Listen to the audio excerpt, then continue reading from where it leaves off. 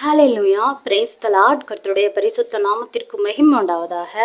இன்னைக்கு இயேசப்பா நமக்கு கொடுக்கிற வார்த்தையானது சங்கீதம் 41 சங்கீதம் அதனுடைய 11 வசனம். என் சத்துரு என்மேல் ஜெயம் கொள்ளாததினால் நீர் என்மேல் பிரியமா இருக்கிறீர் என்று அறிவேன். ஆமென். இன்னைக்கு இந்த வீடியோ பார்க்குற உங்ககிட்ட தாங்க ஆண்டவர் பேசுறாரு. இந்த வார்த்தையை கொண்டு பேச்ச போறாரு. விசுவாசிக்கிறீங்களா? நம்ம வாழ்க்கையில் இன்னைக்கு நமக்கு எதிராக நமக்கு விரோதமா சத்துருக்கள், அதாவது பிசாசு நமக்கு எதிராக எழும்புவான். சம்டைம்ஸ் சில மனிதர்கள் கூட நமக்கு விரோதமா இதை எப்போ விழுவா, இதை எப்போ வெக்கப்பட்டு போவா அப்படின்னு சொல்லிட்டு சில சூழ்நிலைகள் நிமித்தமாக மனிதர்கள் நமக்கு விரோதமாக எழும்புவாங்க. பிசாசு, இந்த சத்துரு, இந்த மனிதர்கள்லாம் நமக்கு விரோதமாக எழும்பும்போது அவங்களால நம்ம மேலே ஜெயம் கொள்ள முடியலை. ஏன் ஜெயம் கொள்ள முடியல? ஆண்டவர் நம்ம மேல வச்ச அன்பு, அளவு கடந்த அன்பு. ஆண்டவர் இது தாவீது சொல்றாரு, என்ன அழகா சொல்றாரு பாருங்க. என் சத்துரு என் மேல ஜெயம் கொள்ளாததுனால நீங்க என் மேல பிரியமா இருக்கிறீங்க அப்படின்னு நான் நம்புறேன்ப்பா அப்படின்னு சொல்றாரு. இன்னைக்கு நம்மளும் இந்த வார்த்தையை அறிக்கையிடணும். நமக்கு எதிராக எத்தனை சத்துரு, எத்தனை நெருக்கடி, எத்தனை பிரச்சனை, எத்தனை போராட்டங்கள் வந்தாலும் ஆண்டவர் நம்ம மேல பிரியமா இருக்கிறதுனால இந்த பிரச்சனை, இந்த சூழ்நிலை இதெல்லாம் என்ன செய்யாது, ஒன்றுமே நம்மளை நம்ம மேல ஜெயம் எடுக்காது, நம்மளை மேற்கொள்ளாது. ஏன்னா நம்ம யார்கிட்ட இருக்கிறோம்? நம்ம அப்பா கையில இருக்கிறோம்.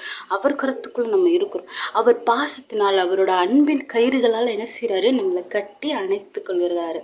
அவர் நம்ம மேல பிரியமா இருக்கிறாரு. பிரியமா இருக்கிறேன் அப்படின்னு சொல்றாரு. நான் நீ என் பிரியம், நீ என்னோட ரூபவதி அப்படின்லாம் சொல்லி அழைக்கிறாருல்ல. சும்மாவா பேசுறாரு? இல்லை. நம்ம ஒவ்வொருவரையும் அவர் என்ன செய்யறாரு? நேசிக்கிறாரு. ஏசு கிறிஸ்து நேற்றும் என்றும் மாறாதவரா இருக்கிறாரு. அவர் அப்படி விட்டுருவாரா? சத்ருவின் கையில ஒப்பு கொடுப்பாரா? ரீசெண்டா எனக்குமே என்னோட லைஃப்ல நிறைய போராட்டம், நிறைய பிரச்சனை. அழுத, ஆண்டவரே நீங்க கூட இருக்கிறீங்களா அப்படிங்கிற மாதிரி. சம்டைம்ஸ் சில சூழ்நிலைகளே எப்படி பண்ணிடும்னா, ஏசப்பா நம்ம கூட தான் இருக்கிறாங்களா, நம்ம ஜெபத்தெல்லாம் அவர் கேட்குறாரா அப்படின்னு சொல்லிட்டு நம்மளுக்கே என்ன ஆகும்? சந்தேகம் வர ஆரம்பிக்கும். ஆனால் அப்படி வரக்கூடாது. சம்டைம்ஸ் அந்த அப்படிப்பட்ட ஒரு சூழ்நிலையை பிசாசு நம்மகிட்ட இது பண்ணிடுவான். அவிசுவாசத்தை கொண்டு வந்துடுவான். ஏன்னா ஒரு பக்கம் மனிதர்கள் எழும்புவாங்க, ஒரு பக்கம் இந்த தேவை இருக்கும், ஒரு பக்கம் கடன் பிரச்சனை இருக்கும். அப்படிலாம் நம்ம இந்த மாதிரி தனித்து விடப்பட்ட ஒரு நிலைமையில இருக்கும்போது இந்த மாதிரி வரும். அப்போ ஆண்டவர் இந்த வார்த்தையை கொடுத்து பேசினாரு.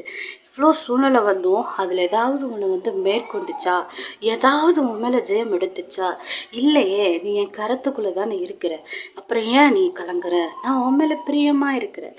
பிரியமாக இருக்கும்போது நான் உன்னை எப்படி தனியாக விடுவேன் அப்படின்னு சொல்லி ஆண்டவர் பேசினாருங்க. இதே வசனத்தை நீங்கள் சொல்லுங்க ஆண்டவரை பார்த்து, அப்பா எனக்கு பதிலமா நிறைய பேர் வந்தாலும் அவங்கெல்லாம் என்னை என்ன செய்யலை, மேற்கொள்ளலை, என் மேலே ஜெயம் எடுக்க காரணம் நீங்கள் என் மேலே அன்பாக இருக்கிறீங்கப்பா, நீங்கள் என் மேலே பாசமாக இருக்கிறீங்கப்பா அப்படின்னு சொல்லி நீங்கள் இந்த வார்த்தையை என்ன செய்யுங்க, சொல்லுங்கள். ஏசப்பாவை பார்த்து சொல்லுங்கள், சத்ரு என்மேல் ஜெயம் கொள்ளாததினால் நீர் என்மேல் பிரியமாக இருக்கிறீர் என்று நான் அறிவேன் அப்பா அப்படின்னு சொல்லி சொல்லுங்கள். ஆண்டவர் ரொம்ப சந்தோஷப்படுவார். இந்த பாட்டை கேட்டிருக்கீங்களா?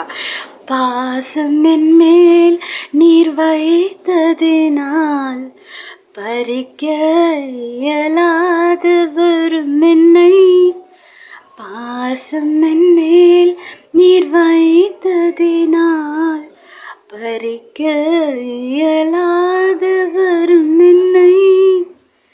என்னை மறவா இயேசுநாதா, உந்தன் தயவால் என்னை நடத்தும். என்னை மறவா இயேசுநாதா,